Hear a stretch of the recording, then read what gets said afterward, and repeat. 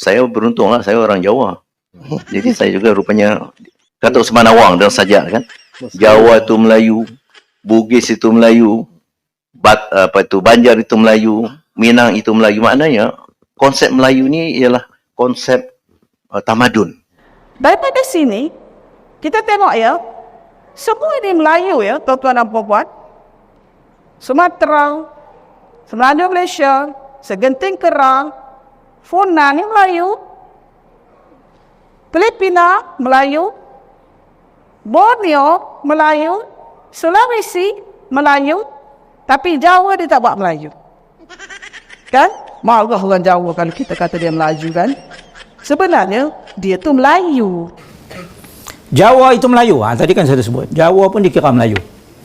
Jawa itu Melayu. Jawa itu dikira Melayu. Bugis itu Melayu. Bugis itu Melayu. Banjar juga disebut Melayu. Bukan Seraya ramai. Banjar. Kan?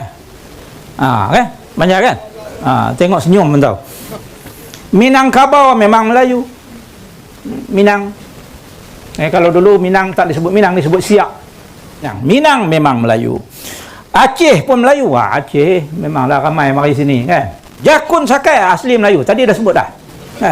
Jakun Sakai Semang, Mahmeri. Arab Pakistan semua Melayu.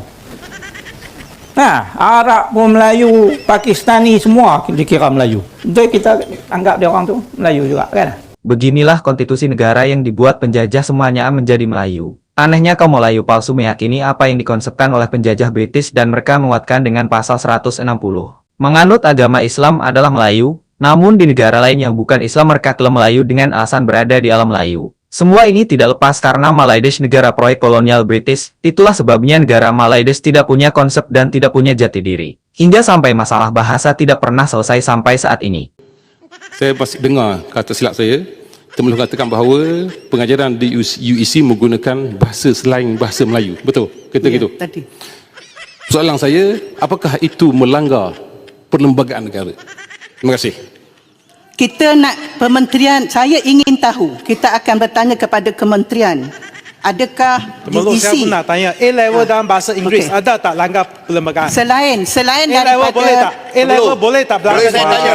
Boleh tak saya nak pakai mengikut A-level masuk boleh saya tanya? petua daripada yang dipertuakan. Dalam perlembagaan, bahasa Malaysia ialah bahasa kebangsaan. Bahasa Kita Tamil. semua tahu. Bahasa Tamil langgar Bahasa perlembagaan. ibunda juga dibenarkan dibelajar. Bahasa Tamil langgar dalam perlembagaan. perlembagaan kita. Jadi apa masalahnya? Adakah bahasa Tamil awak langgar yang perlembagaan? bermasalah, saya tak ada masalah.